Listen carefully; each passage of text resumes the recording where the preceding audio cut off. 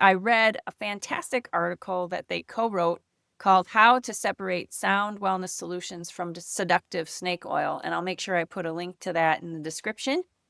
But I'm also a faculty member in the program of human biology at Stanford University. All of us have things to work on with our health, so figuring out what works best for different people. I don't think enough research and attention is paid to the wellness industry, which is partly why I'm having the podcast, why I'm doing the symposium later this year, and I write about it. If you're in Boston, you'll remember this, is that over in Porter Square, there used to be a Bally's Total Fitness, like way down in the basement. As an 18-year-old, I started as a personal trainer and then also became a strength and conditioning coach. A lot of what they do is called like interventional wellness, right? So things that aren't clinical medicine and don't require a ton of physician oversight or in an age of sort of healthcare consumerism where a lot of people are out there trying, experimenting, doing these things for themselves without much guidance. So, as a more sort of like classically trained scientist, and Rich as more a classically trained clinician,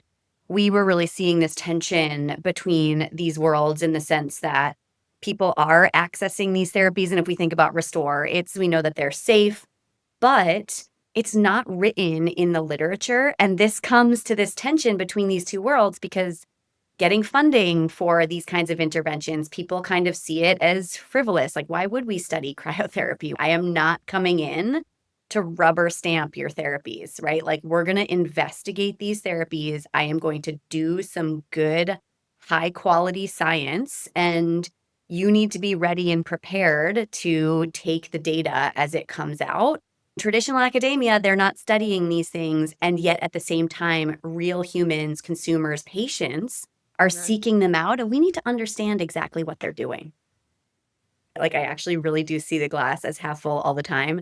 But in this case, I'm like, I see tension all over the place, including people that said to me when I was sort of leaving my 10-year job and coming into the industry side, like, don't do it. Like, you're going to blow up your career. You are, going to the dark side, all moving in the same direction. And by fighting with each other over who's right and who's wrong, we are not helping our clients, the consumers, our patients. And, if the medical industry doesn't like that, that's too bad because that's the train's already left the station, in my opinion. I think both of us agree that like so much of health is like for each individual is like N of one experimentation for people to figure out what works for them, what doesn't work for them.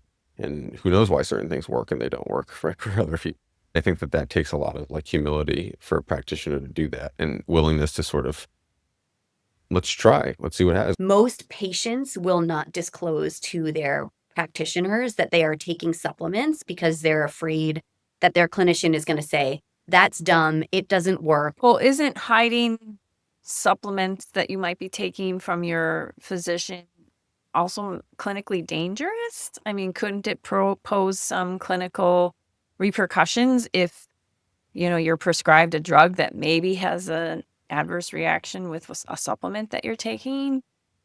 Well, Some of it is, but it's not. And the consumers want it. They in fact argue that they need it because, yeah, they're not getting the attention and the help to optimize their well-being from the healthcare system.